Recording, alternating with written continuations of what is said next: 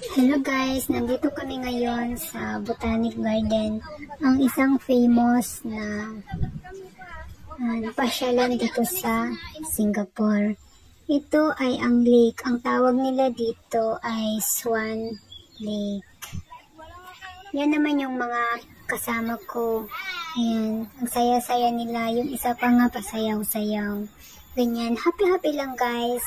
Pag may time para iwas stress naman tayo. Ang Botanic Garden pala ay isang forest. Kahit babalik-balik ka dito guys, napupunta ay hindi ka magsasawa kasi ang ganda.